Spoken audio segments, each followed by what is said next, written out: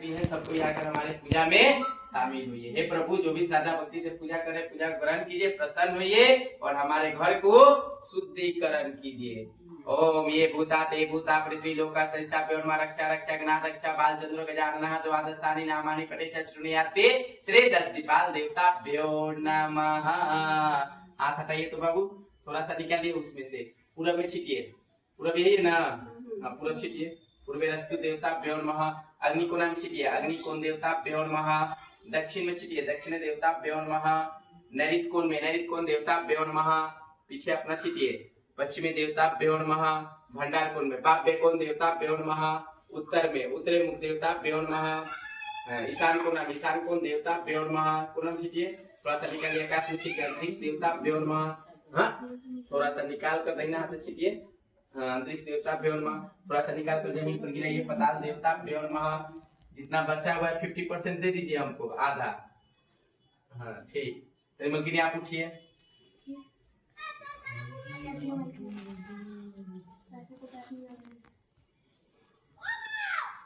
सब घर में छीटत, समझ, बाथरूम छोड़ के पूरा घर में छीटते हुए बाहर निकाल दीजिए। आप बाबू राइट हैंड में लीजिए, सब मुट्ठी बांधिए ऐसे, माथा पर 3 बार घुमाइए, छिटिए जोर से, मंगलम भगवान, छिटिए छिटिए उसको, मंगलम भगवान विष्णु मंगलम गुरुद्वारा मंगलम पुंडरीकाक्ष मंगलाय तनु हरि। हाथ झाड़ लीजिए, हाथ धो लीजिए।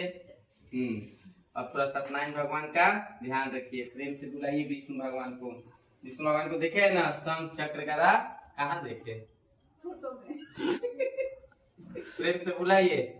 ओम तदेव लगनम सुदिनम तदेव ताराबलम चंद्रबलम तदेव विद्याबलम दैवतबलम तदेव लक्ष्मीपते त्याग्रैवम स्मरामि। श्री सत्यनारायण देवेभ्यो नमः। या गच्छाम्यहं तिष्ठं समर्पयामि, आह्वयामि पूजयामि च। श्री विष्णवेभ्यो नमः। श्री सत्यदेव देवेभ्यो नमः। आगच्छ भगवान छात्र इत्रो देवेभ्यो नमः। बाबू यहाँ चलाइए सीधा हाथ से, हाँ गिराइए, हाँ हाथ झाड़ लीजिए। मिला देंगे मलकिनी, दूध दही गुड़ मध घी। चलिए अब थोड़ा शालिग्राम लीजिए हाथ में बाबू, लेफ्ट हैंड में रखिए। हाँ वो शालिग्राम विष्णु भगवान है, उनको ऐसे ऐसे 5 बार घुमाइए, धीरे धीरे, गिरना नहीं चाहिए, भगवान है ठीक।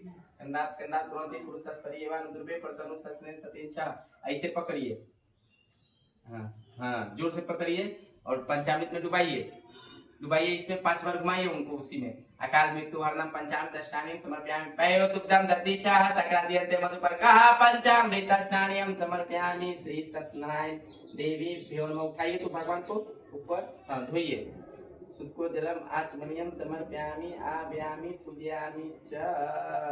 चलिए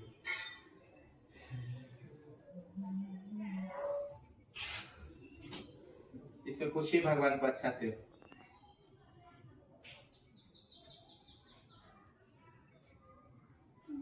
बस हो गया, हो गया। उतना जोर से पूछिएगा, भगवान सांस कैसे लेंगे? यहाँ बैठिए, बच्चे बताइए। दे दीजिए, कपड़ा दे दीजिए। परचतन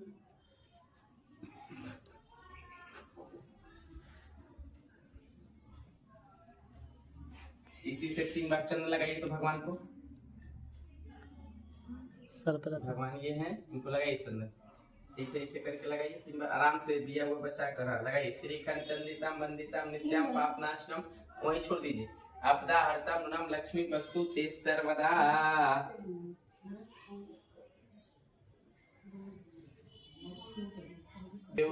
छोड़ दीजिए, छोड़ दीजिए, करा दीजिए ठीक से, पकड़िए कहीं, सब 5 धरा दी उनका रख के, ठीक से पकड़िए, गिरना नहीं चाहिए। हाँ चलिए भगवान को दिखाइए, बोलिए हे प्रभु, जो भी श्रद्धा भक्ति से आपको ऋतु फल दे रहे हैं आकर ग्रहण कीजिए। नैवेद्यम दीपम समर्पयामि आह्वयामि पूजयामि च।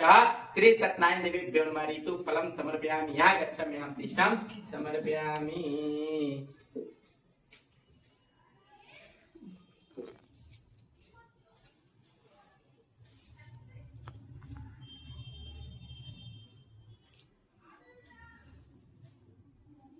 प्रसादी कटाई लो मुझे ना सत्यनारायण भगवान को दिखाइए। नैवेद्यम दीपम समर्पयामि आह्वयामि पूजयामि च श्री सत्यनारायण देवेभ्यो नमः। मुद्गम दीपम समर्पयामि ऋतुफलम समर्पयामि अन्न भोजनम समर्पयामि श्री सत्यनारायण देवेभ्यो नमः।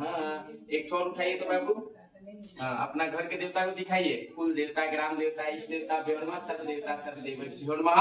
नैवेद्यम समर्पयामि मुद्गम दीपम समर्पयामि दानं मिष्टान्नं समर्पयामि अन्न भोजनम समर्पयामि ऋतुफलम समर्पयामि। मम्मी को दीजिए हाथ में।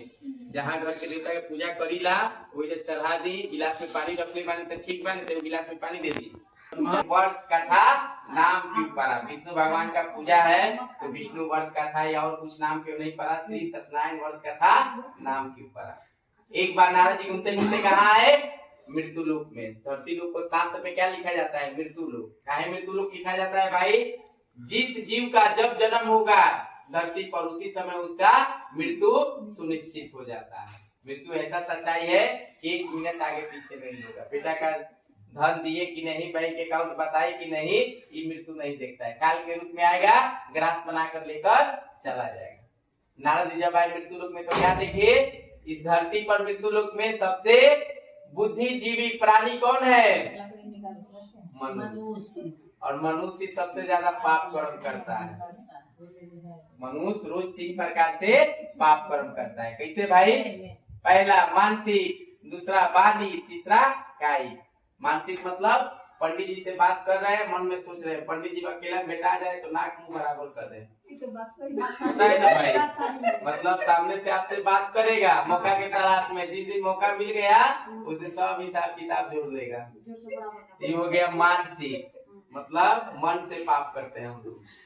वाणी मतलब रोज सुबह उठकर मोदी जी को 400 गाली देता है लोग। सब्जी का दाम बढ़ गया, तेल का दाम बढ़ गया, घी का दाम बढ़ गया, पेट्रोल का दाम बढ़ गया, तनख्वाह बढ़ गया तो बोलेगा ही नहीं कि तनख्वाह बढ़ गया। तनख्वाह बढ़ गया। हाँ, ये भी बात सही बोले। मगर राजा को पीठ पीछे गाली दिया जाता है, राजा सुनने नहीं आता है। मगर हम लोग के ऊपर कौन बैठा हुआ है? चित्रगुप्त। रोज का पाप कर्म वहाँ लिखाता है।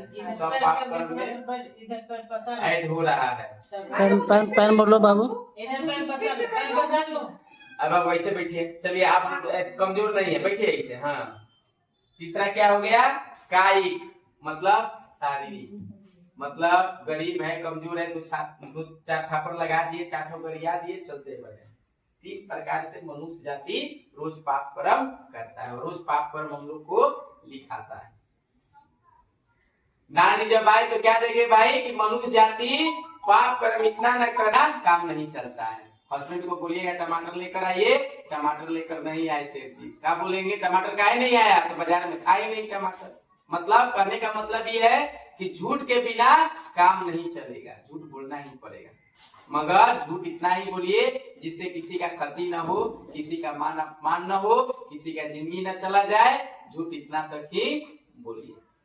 नारद जी के मन में एक प्रश्न उठा भाई कि मनुष्य जाति पाप कर्म करता है तो क्या होता है? पाप जन्म जब लेता है मनुष्य तो 2 ठो घड़ा लेकर आता है, एक पाप और एक पुण्य का।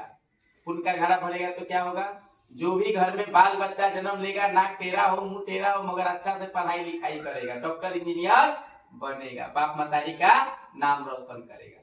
और पाप का घड़ा भरेगा तो दिन भर बेटा ठीक रहेगा, शाम को निकलेगा, 2 बोतल पिएगा, मारपीट झगड़ा लड़ाई करेगा, थाना पुलिस कोर्ट कचहरी दौड़ाने लगेगा। तो समझिए कि पाप कर्म भर चुका है। और जब पूरा पाप का घड़ा भर जाता है तब क्या होता है? ब्लास्ट होता है, फूटता है। फूटता है तो 7 कुल को तबाह कर देता है, समाहित कर देता है। बड़ा बिल्डिंग देखिएगा मगर उसमें कोई एक आदमी नहीं है दिया जलाने वाला उसका खानदान का। कहाँ गया, मर गया कि जिंदा है, कुछ पता नहीं है। उसका पाप कर्म है। नारद जी के मन में एक प्रश्न उठा कि भाई जब मनुष्य जाति पाप कर्म करते जाएगा, सत्य कायम नहीं होगा, सत्य के मार्ग पर नहीं चलेगा, भगवान का पूजा पाठ अर्चना नहीं करेगा तो मनुष्य जाति ही मृत्यु लोक से समाप्त हो जाएगा, धरती से समाप्त हो जाएगा। तो फिर इस धरती पर भगवान का पूजा पाठ अर्चना करेगा कौन? नारद जी को इस सवाल का उत्तर नहीं मिला। नारद जी क्या हुए? आकाश में विलीन हो गए। कहाँ पहुंच गए भाई? सब चक्र गदाधारी विष्णु भगवान के पास। कहाँ चले गए? वैकुंठपुर धाम में। जब विष्णु भगवान के पास पहुंचे तो विष्णु भगवान उस समय निद्रासन में थे। भगवान लोग जब निद्रासन में जाता है तब 1 महीना, 2 महीना, 6 महीना के लिए चला जाता है। तो जब पहुंचे नारद जी तो क्या बोले, हे प्रभु आप अपना निद्रासन तोड़िए, हमारे मन में बहुत बड़ा दुविधा प्रश्न है, इसका सही सही उत्तर आप दीजिए। विष्णु भगवान के कान में जब नारद जी का आवाज गया, नारद जी विष्णु भगवान तत्काल आंख खोलकर बैठ गए। क्यों बैठ गए भाई? नारद जी ही विष्णु भगवान का परम भक्त है। हम लोग क्या करते हैं, 1 घंटा पूजा किए, उसके बाद अपना दुख सुख दूसरा का आलोचना करने बैठ गए, और नारद जी क्या करते हैं, हर बात में नारायण नारायण का जाप करते हैं। इसलिए परम भक्त नारद जी का आवाज गया कान में, विष्णु भगवान उठकर बैठ गए, बोले अहो भाग हे नारद कि हमारे दरबार में आए। बताइए आपको मन में क्या दुविधा प्रश्न है, जो पूछेगा सही सही उत्तर देंगे। यह व्रत बताने वाले विष्णु भगवान नहीं थे, मगर नारद के भक्ति से परिपूर्ण होकर बताए। नारद जी बोले कि प्रभु घूमते घूमते हम मृत्यु लोक पहुंचे, वहां पर देखे कि जितना भी मनुष्य प्राणी है वेद विद्या ज्ञान सब भूल चुका है, पाप परम रुच कर रहा है। हे प्रभु यदि धरती पर सत्य कायम नहीं किया जाए, धर्म के मार्ग पर मनुष्य को नहीं चलाया जाए, तो मनुष्य जाति का पूरा सर्वनाश हो जाएगा, फिर आपका पूजा पाठ अर्चना करेगा कौन? सत्य के कायम करने के लिए कोई उपाय बताइए। सत्य के कायम करने के लिए भगवान इस व्रत को बताए। सत्य है कि आज आपके घर पूजा है, 2-4 आदमी खा के नहीं खा के दौड़ के आया हुआ है, नहीं तो कलयुग में 1 मिनट समय कोई नहीं देगा। सत्य के कायम करने के लिए कौन बताया व्रत? विष्णु भगवान नारायण। तो सत्य जब हो गया नारायण, सत्यनारायण हो गया, व्रत उपासे कोई भी पूजा कीजिएगा व्रत हो जाएगा। और कथा ब्राह्मण जो अपने मुंह से पोथी से कोई कहानी सुना देंगे तो कथा हो जाएगा। पूरा नाम क्या हुआ? श्री सत्यनारायण व्रत कथा। अब आगे चलिए, हम लोग सनातन धर्म कोई नहीं जानता है। सनातन धर्म कहाँ से आया भाई? पहले का जो ऋषि मुनि था लोग, ब्राह्मण कुल में जन्म लेता था लोग, तो क्या करता था लोग? मोह माया लोभ त्याग करके जंगल में 55 काल से ही चला जाता था। और जंगल में जाकर आज पूजा कर्म होता है। पहले सतयुग में त्रेता युग में क्या होता था? तपस्या होता था। भगवान का आंख बंद किए और भगवान का नाम जपना चालू किए और लीन हो गए भगवान में। 1 साल 2 साल 4 साल 5 साल 10 साल 20 साल तक जाप ही करते रह गए, भूख प्यास कुछ नहीं लगता था उसको। और भगवान जब प्रसन्न हो जाते थे तो क्या करते थे? उस आदमी के पास पहुंचते थे और बोलते थे कि बताओ तुमको जो चाहिए, कैसा शक्ति चाहिए, जो चाहिए वो देंगे। वैसे ही हमारे भारतवर्ष में कौन थे ऋषि? वेद व्यास जी। वेद व्यास जी बचपन काल में जंगल में चले गए, अनेक साल तपस्या किए। किसका? ब्रह्मा जी का।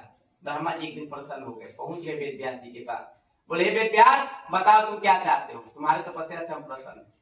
वेद व्यास जी हाथ जोड़े बोले हे प्रभु अपने सुख दुख के लिए हम कुछ नहीं मांगेंगे आपसे, जगत कल्याण के लिए एक वरदान लेना चाहते हैं आपसे कि हम जब भी चाहे आकाश पाताल धरती लोक तीनों लोक में जिसका चाहे उसका मन में स्मरण करें, आंख बंद करे तो उसका लीला देखे कि वो व्यक्ति क्या कर रहा है। भगवान प्रसन्न थे, बोले तथा तुम जैसा वर खोज रहे हो वैसा ही शक्ति तुमको मिल जाए। ब्रह्मा जी आकाश में विलीन हो गए, वेद व्यास जी को यह शक्ति मिल गया। मगर वेद व्यास जी इस शक्ति को कहीं दुरुपयोग नहीं किए, गलत काम में खर्च नहीं किए। क्या किए भाई? पहले ऋषि मुनि लोग का कुटिया होता था जंगल में, उसमें बहुत सारा शिष्य लोग रहता था। लोग राजा का भी बेटा जन्म लेता था तो कहाँ जाता था? शिक्षा दीक्षा ग्रहण करने ब्राह्मण के कुटिया में, जंगल में। अभी हो गया इंग्लिश मीडियम, 4 बोरा किताब बच्चा सब धोते धोते पढ़ता है ना जी, धोते है ना।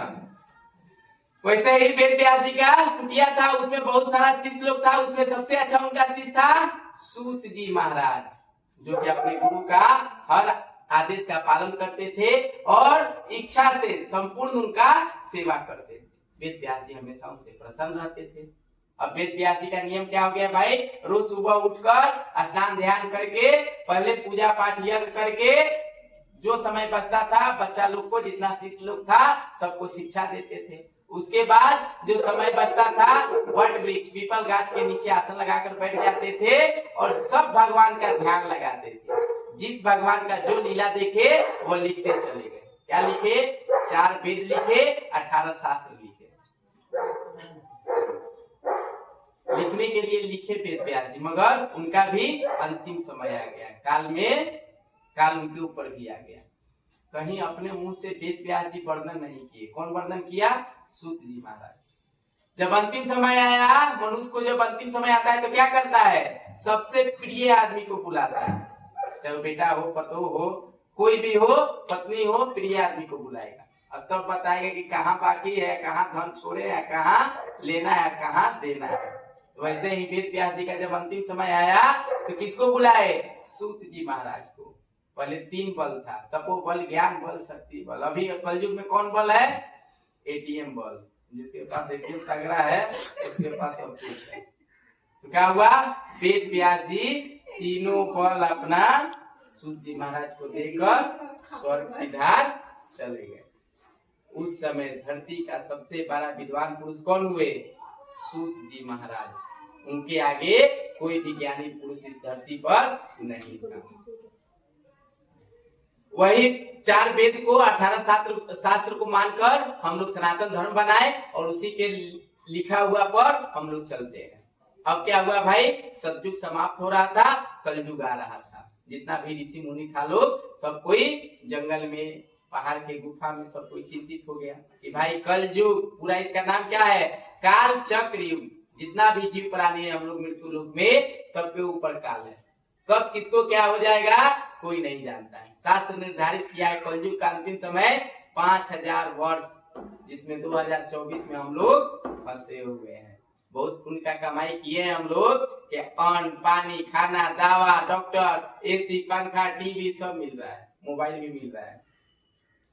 अंतिम समय जो आएगा कलयुग का बहुत भयानक आएगा। लेकिन अच्छा सांस नहीं मिल रहा है। अब चले जाइए गांव में, एकदम स्वच्छ हवा मिलेगा। नहीं तो सुबह उठकर छत पर टहलिए, पार्क में जाइए, मिलेगा। कुछ का फैसिलिटी है। धीरे धीरे यही कलयुग है ना मलकिनी। धीरे धीरे क्या होगा? यहाँ पर अकाल पड़ जाएगा, यहाँ पे अन्न ही नहीं होगा। कोई भी ट्रेन प्लेन पकड़ के देखते चले जाइए। आनंद ब्राह्मण किया।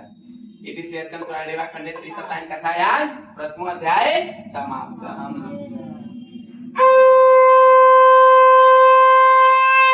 प्रेम से बोलिए श्री सत्यनारायण स्वामी की जय।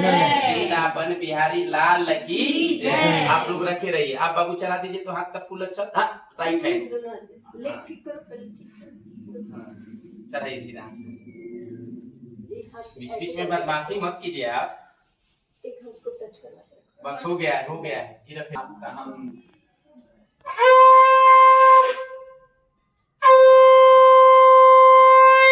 प्रेम से बोलिए श्री सत्यनारायण स्वामी की जय। वृंदावन बिहारी लाल की जय। चला दीजिए बाबू आप।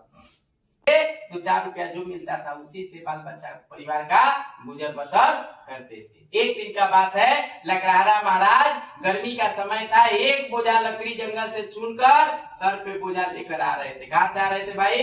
ब्राह्मण देव के घर के रास्ता की ओर से आ रहे थे। ब्राह्मण देव के घर में जब पहुंचे सामने तो क्या देखे? ब्राह्मण देव के घर में 2-4-10 आदमी बैठकर कुछ कर रहा है। 2-4 आदमी जब कुछ करता है तो 5वां आदमी अपने आप चला आता है। लकड़हारा को बर्दाश्त नहीं हुआ, माथा का लकड़ी उतार कर जमीन पर रखे और ब्राह्मण देव के घर में जाकर बैठ गए। पूजा पाठ में समय लगता है। धीरे धीरे पूजा समाप्त हुआ, प्रसाद मिला। लकड़हारा महाराज प्रसाद ग्रहण किए, पानी पिए, शरीर को थोड़ा आराम मिला। उसके बाद ब्राह्मण देव के बगल में जाकर बैठ गए। बोले हे प्रभु, हे ब्राह्मण देव, यह बताइए कि आप कौन सा कर्म कर रहे हैं और यह करने से कौन सी फल की प्राप्ति होती है, हम जानना चाहते हैं, बताइए। हम ब्राह्मण देव बताए, हे लकड़हारा, यह श्री सत्यनारायण व्रत कथा है, विष्णु भगवान का पूजा है और इस व्रत कथा को करने से धन पुत्र का प्राप्ति होता है। लकड़हारा के पास संतान 2-4-5-6 गो था, मगर खिलाने के लिए पैसा ही नहीं था। प्राकृतिक नियम गजब है। जहाँ खूब भाई बंधु हितनाता को बुलाकर विधिवत श्री सत्यनारायण व्रत कथा किए। इस व्रत कथा से विष्णु भगवान संतुष्ट हो गए। लकड़हारा महाराज रोज लकड़ी चुनते चुनते सूखा पेड़ खरीदने लगे। उसके बाद लकड़ी का व्यापारी हो गए। रात कल मशीन बैठा दिए जल्दी छपरा वाला और खूब सारा लकड़ी बेचने लगे। धन पुत्र से युक्त हो गए। मृत्यु के बाद वैकुंठ धाम में जाकर वास किए। इसलिए संप्रारेवा खंडे श्री सत्यनारायण कथायां तृतीय अध्याय समाप्तम्। प्रेम से बोलिए श्री सत्यनारायण स्वामी की जय। कोई करती थी। रोज का काम क्या था इन लोगों का? दोनों आदमी सुबह उठता था, नहा धोआ कर पहले मंदिर पहुंचता था, भगवान का पूजा पाठ अर्चना करता था लोग, ब्राह्मण को दान देता था लोग, भूखा मनुष्य को भोजन कराता था, वस्त्रहीन व्यक्ति को वस्त्र दान करता था। एक दिन भद्रशिला नदी के तट पर राजा और रानी बैठकर श्री सत्यनारायण व्रत कथा कर रहा था लोग। उसी समय एक बनिया महाराज पूरा नाव में धन से परिपूर्ण नाव लेकर उसी तट पर उतरे। बनिया महाराज जब उतरे तो क्या देख रहे हैं भाई, इस सुनसान जंगल में घाट पर नदी के किनारे बैठ के राजा रानी क्या कर रहा है। बनिया महाराज को बर्दाश्त नहीं हुआ, पहुंच गए वहां। पूजा पाठ में समय लगता है, जाकर बैठ गए। धीरे धीरे पूजा समाप्त हुआ, प्रसाद मिला ग्रहण किए, हाथ जोड़कर पूछे, हे महाराज यह बताइए कि आप दोनों प्राणी सुनसान जंगल में नदी के किनारा बैठकर क्या कर रहे हैं और यह करने से कौन सा फल का प्राप्ति होता है, हमको बताइए। होगा तब हम आपका पूजा जरूर कराएंगे। भाड़ा मानकर अपने घर चले गए। बनिया का औरत का नाम था लीलावती। लीलावती से जाकर बोले कि लीलावती, जब हम नदी किनारे उतरे तो राजा बैठकर श्री सत्यनारायण व्रत कथा कर रहे हैं। इस व्रत कथा को करने से धन पुत्र का प्राप्ति होता है। हम भी मानता मानेंगे, जब घर में संतान उत्पन्न होगा तब हम भी पूजा कराएंगे। धीरे धीरे समय व्यतीत होने लगा, भगवान का कृपा हुआ। 9 महीना बाद लीलावती के गर्भ से एक पुत्री उत्पन्न हुई जिसका नाम रखा गया कलावती। कलावती धीरे धीरे बढ़ने लगी, सियान होने लगी। एक दिन मधुर पानी में लीलावती बोली, हे स्वामी, पहले जो संकल्प किए हैं मानता माने, उस व्रत को क्यों नहीं कर रहे हैं। बनिया महाराज व्यापार कर्म में बहुत व्यस्त थे, बोले अभी नहीं कराएंगे, जब लड़की का विवाह कर्म करेंगे उसी समय इस व्रत कथा को कराएंगे। और किसी तरह अपना औरत को समझा बुझाकर व्यापार कर्म करने दूसरे नगर में चले गए। 2-4 साल बाद जब व्यतीत हुआ, वापस जब घर आए बनिया महाराज, लड़की आंगन में खेल रही थी। लड़की के शरीर पर जब नजर पड़ा, बनिया महाराज को समझ में आ गया, भाई हमारा लड़की विवाह करने योग्य हो चुकी है। क्या किए भाई, बनिया महाराज दूत को बुलाए, आज्ञा हे दूत, किसी भी नगर से एक बनिक पुत्र को लेकर आओ जो सुंदर हो और सर्वगुण युक्त हो। यह समाचार लेकर दूत लोग कहाँ पहुंचे, कांचनपुर नामक नगर में। वहां एक बनिक पुत्र था जो कि सुंदर था, सर्वगुण युक्त था। लेकर आया और बनिया महाराज जाति भाई बंधु के साथ मिलके अपना कन्यादान कर दिए, लड़की का विवाह कर्म कर दिया। भाग्यवश श्री सत्यनारायण व्रत कथा भूल गए। इसीलिए हम लोग के घर में शादी विवाह कर्म होता है, कथा मटकोर होता है। इसलिए भाई कि हम लोग का रिलेशन ढेर है, ददेरा ममेरा चचेरा फुफेरा। जब बेटा का तबियत ठीक हो जाएगा पूजा कराएंगे, बेटा का तबियत ठीक हो गया पूजा बुलाएंगे, बेटा एग्जाम पास कर जाएगा पूजा कराएंगे, एग्जाम पास कर गया पूजा बुलाएंगे। तो लास्ट में इसलिए पूजा होता है। विवाह कर्म में हिंदू धर्म में 16 संस्कार होता है, जिसमें एक विवाह संस्कार है। विवाह संस्कार के बाद जो औरत और मर्द भगवान के शरण में नहीं रहता है, नित्य पूजा नहीं करता है, भगवान उसको कष्ट देना चालू कर देते हैं। क्या हुआ भाई, बनिया महाराज पूजा भूल गए। भूलने के बाद विष्णु भगवान बोले, ओ बनिया तुम हमसे भी ज्यादा चालाक है, अब तुमको कष्ट देंगे। क्या किए विष्णु भगवान, श्राप दे दिए, जब कष्ट मिलेगा। कुछ समय सुख पूर्वक बनिया दामाद घर में व्यतीत किया लोग। उसके बाद कहाँ चला गया लोग, रतनसारपुर नामक नगर में, वहां व्यापार करने लगा लोग। वहां का राजा थे चंद्रकेतु राजा, उनके नगर में जाकर व्यापार करने लगे। एक दिन की बात है कि चंद्रकेतु राजा का कुछ संपत्ति चुराकर चोर भाग रहा था, पीछे पीछे सैनिक लगा हुआ था। बोला जाता है अहिर भाई लोग को, अहिर भाई लोग मिलकर श्री सत्यनारायण व्रत कथा करा रहा था। राजा अहंकार से न पूजा में शामिल हुए, न सर झुकाकर प्रणाम किए। जब पूजा समाप्त हो गया प्रसाद लेकर आया लोग, महाराज प्रसाद ग्रहण कीजिए। राजा प्रसाद ग्रहण भी नहीं किए। क्यों नहीं किए भाई, उनके मन में अहंकार था। गोपलों का काम क्या होता है, माल मवेशी पोसना। पहले जाति अनुसार ही काम करता था लोग, अब कोई भी जाति कोई काम करता। राजा के मन में अहंकार था कि गोबर छूने वाला आदमी का हाथ का छुआ हुआ प्रसाद नहीं खाएंगे। जब प्रसाद नहीं लिए तो गोपलों का किया, उनका हिस्सा का प्रसाद वहीं रख दिया लोग। पीपल गाछ के नीचे अपना अपना हिस्सा का प्रसाद खाया लोग, अपना अपना घर गया लोग। शाम बेला हुआ, सब कोई अपना अपना घर गया। राजा भी अपना घोड़ा पर चढ़े घर आए। घर आए तो क्या देख रहे हैं, जितना कोठा महल अटारी था सब घर ढील मिला गया, गिर गया। धन संपत्ति सब मिला गया। उनके वंश में 100 पुत्र था, ददेरा ममेरा चचेरा फुफेरा सब मिलाकर 100 वंशज था। 100 वंशज का मृत्यु हो गया। राजा सोच में पड़ गया कि भाई सुबह जब गए हम घर से तो सब ठीक था, शाम को यह क्या हो गया। बहुत देर बैठकर चिंतन किए, चिंतन से कोई निष्कर्ष नहीं निकला। क्योंकि इस धरती पर अकेला प्राणी कुछ भी नहीं कर सकता। खाना बनाएंगे, खाएंगे, कपड़ा धोएंगे, खेती करेंगे, प्रजा को देखेंगे, क्या क्या करेंगे। राजा सोचे कि भाई सब सब खत्म हो गया, तो अब अकेला जीवित रहकर हम क्या करेंगे। अपना डरका से तलवार निकाले और अपना गर्दन अपने काटने के लिए सोचे। फिर भगवान का वही जीवन मृत्यु वाला प्राकृतिक नियम आ गया। भगवान आकाशमंडल से आकाशवाणी किए, यह मूर्ख राजा, तुम हमारे पूजा में न शामिल हुए, न सर झुकाकर प्रणाम किए और न प्रसाद ग्रहण किए, जिसका से यह दुख प्राप्त हुआ है। यदि पुनः उसी जगह में जाकर विधिवत श्री सत्यनारायण व्रत कथा कराओगे और प्रसाद को ग्रहण करोगे तो हम जरूर तुम्हारा दुख हर लेंगे। राजा जब आकाशवाणी सुने, चट से अपना घोड़ा पर चढ़े, उसी जंगल में गए, सब अहिर भाइयों को बुलाए, हाथ जोड़ करके माफी मांगे, विधिवत श्री सत्यनारायण व्रत कथा कराए और प्रसाद को ग्रहण किए। वापस जब आए तो क्या देख रहे हैं भाई, सब कोठा मोहल्ला टाली खड़ा हो गया, धन संपत्ति पहले जैसा भर गया, 165 का जो मृत्यु हुआ था वो सब जीवित हो गया। कहानी से क्या शिक्षा मिला, कलयुग है, हाय पैसा लगा हुआ है। कितना भी व्यस्त जिंदगी हो, कहीं जा रहे हैं, जितना भी व्यस्त है, भगवान का कहीं पूजा पाठ अर्चना देखे तो सर झुकाकर प्रणाम करें। किसी भी हिंदू जाति में किसी का भी पूजा हुआ हो, हाथ तक प्रसाद है तो प्रसाद को जरूर ग्रहण करना चाहिए। इति श्री स्कंद पुराण दिवाखंड श्री सत्यनारायण कथायां 7वां अध्यायः समाप्तः।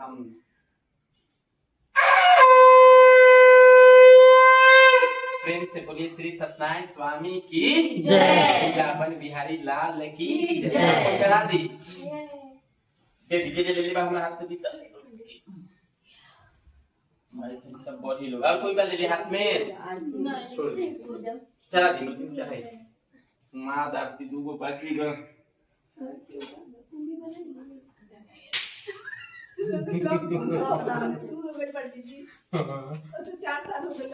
हाँ तो वही में कमजोरी हो गई, पूजा मिलल कहाँ।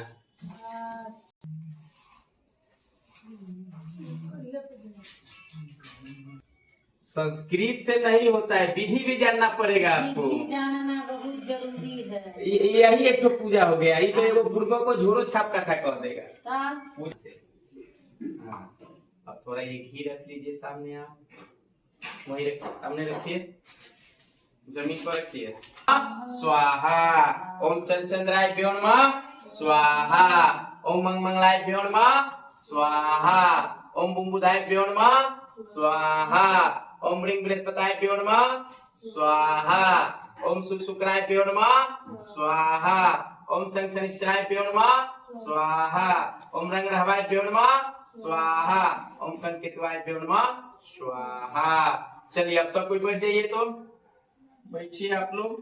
स्वाहा कुल देवता प्योण स्वाहा, ग्राम देवता प्योण स्वाहा, इष्ट देवता प्योण स्वाहा, श्री अग्नियामग्नि देवता प्योण स्वाहा, श्री गणेशाय प्योण स्वाहा, लक्ष्मी देवी प्योण स्वाहा, धन लक्ष्मी देवी प्योण स्वाहा, वैभव लक्ष्मी देवी प्योण स्वाहा, कलशाधीश देवता प्योण स्वाहा, वरुण देवता प्योण स्वाहा, वायु देवता प्योण स्वाहा, श्री पंचलोकपाल देवता प्योण स्वाहा, नवग्रह आदि देवता प्योण स्वाहा, श्री सत्यनारायण देवेभ्यो नमः स्वाहा, श्री विष्णवे प्योण स्वाहा, श्री सत्यदेव देवेभ्यो नमः स्वाहा। 5-5 बार अपना घर के देवता के नाम लेकर दीजिए। कुल देवता प्योण स्वाहा, ग्राम देवता प्योण स्वाहा, इष्ट देवता प्योण स्वाहा, अग्नियामग्नि देवता प्योण स्वाहा। जितना उस कटोरा में बचा हुआ इस थाली में दे दीजिए। रुक जा बड़ा मत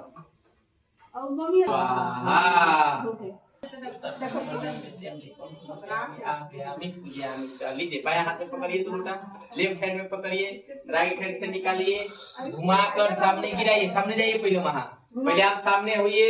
हाँ 3 बार गिराइए, घुमा कर। अग्नियामग्नि देवता प्योर महा शांति बन बिहारी लाल की जय। घंटी लाइए ना, घंटी दीजिए। ओम कर्पूरकारं करुणावतारं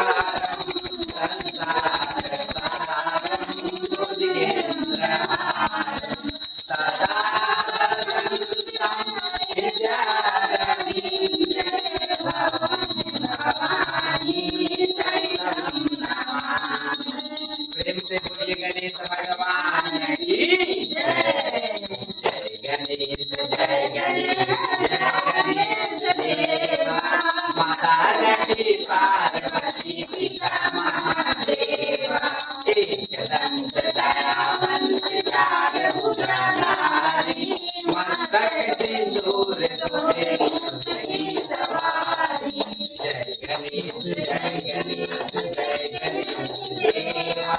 माता लक्ष्मी पार्वती पिता महादेव पान चढ़े फूल चढ़े और चढ़े मेवा लड्डुअन का भोग लगे संत करे सेवा